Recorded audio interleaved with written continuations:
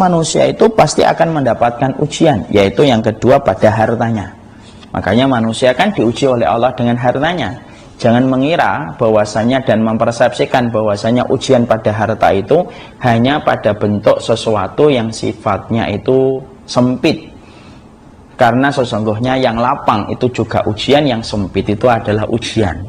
Jangan mengira bahwasanya ujian pada harta hanya mengenai kepada mereka yang susah membeli beras, susah membeli motor, susah membayar uang kontrakan. Bukan, itu ujian juga.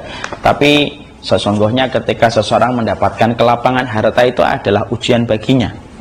Berapa banyak keluarga ketika mereka masih diberikan kesempitan harta tapi justru rukun dan harmonis. Tapi ketika mereka diberikan kelapangan harta, masing-masing pasangan itu melakukan dosa-dosa besar yang justru tidak pernah mereka lakukan ketika mereka masih disempitkan rezekinya oleh Allah di waktu dulu. Itu ujian pada harta.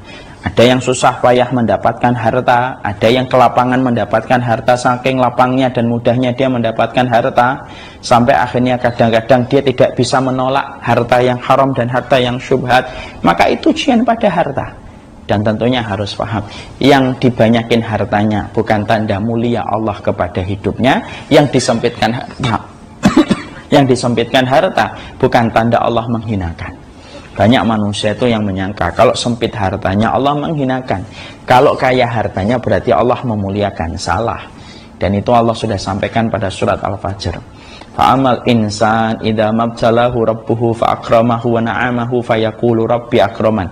Banyak manusia itu kalau mereka diberikan kenikmatan harta itu menyangka Allah sayang sama kita. Tapi kalau dia diberikan kesempitan harta maka dia langsung berkomentar Allah sedang benci sama kita. Enggak. Harta itu tidak pernah menjadi indikator ridho dan bencinya Allah pada kehidupan kita. Makanya disitulah kita akhirnya faham.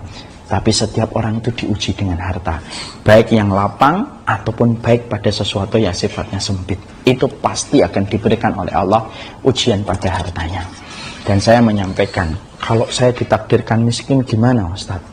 Orang kalau ditakdirkan miskin itu bukan berarti Allah zalim. Tapi bisa jadi ada orang yang terkadang diberikan pintu rezekinya tidak banyak. Itu bukan karena Allah itu menzaliminya. Ada orang yang diberikan oleh Allah sedikit harta dan dia terasa betul ujian pada hartanya. Kenapa? Supaya konsep bahagianya menjadi lebih sederhana. Maaf ya, orang itu kadang-kadang kalau terlalu kaya, konsep bahagianya itu menjadi sulit dan rumit. Karena terlalu semuanya sudah dia dapatkan. Akhirnya rumit. Untuk mendatangkan kebahagiaan lidahnya saja, kadang-kadang itu harus berputar otak apa yang harus dia nikmati, karena semua makanan sudah dicicipi. Untuk merasa bahagia ketika masa liburan sulit karena semua tempat sudah pernah didatangi. Akhirnya menjadi lebih rumit. Tapi kadang-kadang ada di antara antum, keluarga kita, saya, kadang-kadang kita diberikan keterbatasan harta bukan karena Allah pengen zalim sama kita, tapi justru karena Allah ingin supaya konsep bahagia orang yang terbatas hartanya itu lebih sederhana dan lebih gampang daripada orang yang berkelapangan harta. Konsep bahagianya itu menjadi rumit dan menjadi susah. Coba kalau orang itu terbatas hartanya, makan di pinggir jalan ikan bakar aja sudah bahagia. Mungkin akan dia kenang itu 2-3 hari atas nikmat lidah yang dia rasakan ketika makan ikan bakar. Pergi ke pinggir pantai, membayar retribusi, tiketnya 2.000 per orang, anak-anaknya sudah seneng. Dan selama 1 pekan, anak-anaknya berterima kasih sama abinya, Abi, terima kasih ya sudah ngajak kita ke pantai. Padahal cuma bayar retribusi 2.000 per anak. Tapi akhirnya anaknya itu konsep membahagiakan anak lebih mudah. Coba orang-orang kaya, kadang-kadang itu membahagiakan anak itu rumit betul. Dibelikan handphone paling mahal, sudah. Game paling mahal, sudah. Diajak keliling dunia, sudah. Dan anaknya ketika bosan, bapaknya bingung, apalagi yang mau diberikan, karena semuanya sudah didapatkan oleh sang anak. Disitulah kita paham, Allah itu ketika membuat pintu rezeki kita sedikit, itu bukan tanda bahwasanya Allah itu ingin memberikan kepada kita kezaliman. Allah itu tidak pernah mampu berbuat zalim untuk setiap makhluk yang Ia ciptakan. Dan itu kita harus mengerti. Berarti ada yang kedua, ujian itu akan datang pada harta. Yang ketiga, ada ujian yang bersifat kepada keluarga. Artinya, masing-masing dari kita itu mendapatkan ujian pada keluarga.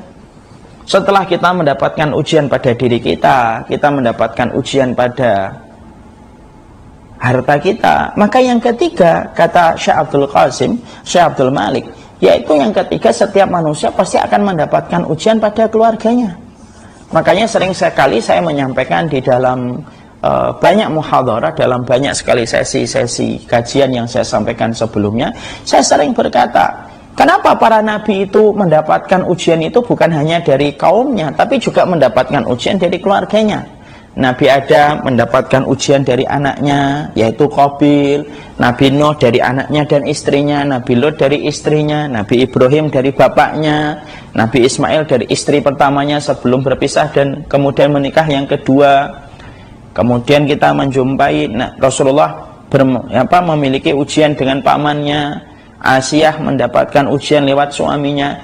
Kenapa keluarga para nabi dan para rasul harusnya secara logika, kalau kita ingin mengikuti rasionalitas kita, harusnya para nabi itu kan keluarga mereka itu kan keluarga yang betul-betul ideal. Karena role model kita itu harusnya adalah para nabi dan para rasul. Harusnya itu keluarga nabi itu ideal. Suaminya beriman, istrinya beriman, anaknya taat, kemudian keturunannya taat, bapaknya juga beriman, pamannya beriman, keluarga semuanya beriman, akhirnya menjadi role model untuk setiap orang yang beriman. Harusnya kalau kita ngikutin logika itu kan begitu. Tapi justru yang kita jumpai dalam panggung kehidupan para nabi dan panggung kehidupan para rasul, justru kita jumpai bahwasanya kehidupan para nabi dan para rasul itu, mereka keluarganya itu, Masya Allah ya, ujiannya malah macam-macam. Ada yang diuji bapak, ada yang diuji anak, ada yang diuji istri, ada yang diuji suami, bahkan ada yang diuji dengan paman. Itu menyampaikan sebuah message kepada kita. Apa message yang Allah kirimkan ketika Allah itu memberikan panggung kehidupan keluarga para nabi yang semacam itu, supaya menyampaikan kepada kita, loh kamu itu, kalau nabiku dan para rasulku mendapatkan ujian dari keluarga, loh apalagi kamu, bukan nabi, bukan rasul. Kadang-kadang kan ada orang itu mikir, kenapa sih ujian saya pada keluarga? Saya sering sekali mendapatkan curhatan, kenapa ujian saya itu pada istri saya, Ustaz? Kenapa ujian itu pada anak saya? Itu tidak berbicara kenapa, itu bagian dari kepahitan hidup. Laqad khalaqnal insana fi kabad. Setiap manusia itu akan mendapatkan susah payah pada kehidupannya ketika dia diciptakan oleh Allah. Makanya di situ akhirnya setiap orang akan mendapatkan ujian pada keluarganya. Masing-masing akan mendapatkan ujian.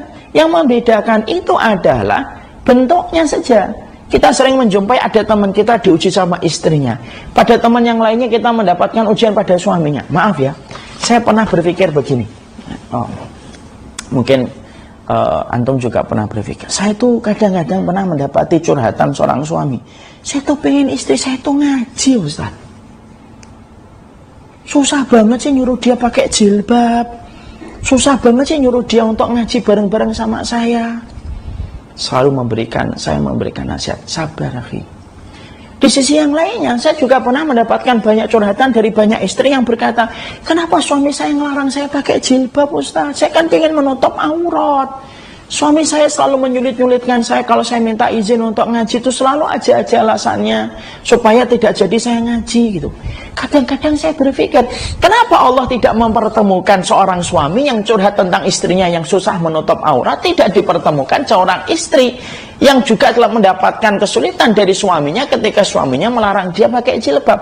Padahal bagi Allah mudah untuk mempertemukan laki-laki itu dengan perempuan tersebut sebelum mereka dua-duanya menikah, supaya pas laki-laki yang ingin mendapatkan istri yang menutup aurat mendapatkan seorang wanita yang ingin mendapatkan suami yang menyuruh dia menutup aurat. Tapi kenapa diberikan jodoh oleh Allah berbeda? Simpel. Itu cara Allah menegaskan bahwasanya manusia itu fi kabad. Manusia itu berada pada kegetiran hidup, kepahitan urusan-urusan yang dia jumpai. Ya kan begitu. Sering kita jumpai istri menuntut, mbok saya itu dilarang itu melakukan dosa. Saya merindukan seorang kepala keluarga yang melarang saya berbuat dosa. Di sisi yang lainnya ada seorang suami yang diprotes sama istrinya gara-gara ngatur istrinya padahal yang diatur dalam urusan syariat. Itu semuanya bagian dari kepahitan hidup. Dan kita tidak bisa untuk kemudian mengatur. Itulah cara Allah. Karena apa? Khalaqal mauta wal hayata liyabluwakum ayyukum ahsanu amala. Allah menciptakan hidup dan mati untuk melihat bagaimana yang paling baik amalnya. Kalau kita tidak diciptakan kesulitan, Allah tidak mengakrabkan kita dengan kepahitan hidup, Allah kemudian tidak menjadikan kita tidak selalu mendapatkan apa yang kita mau, tidak akan kelihatan mana yang terbaik amalnya.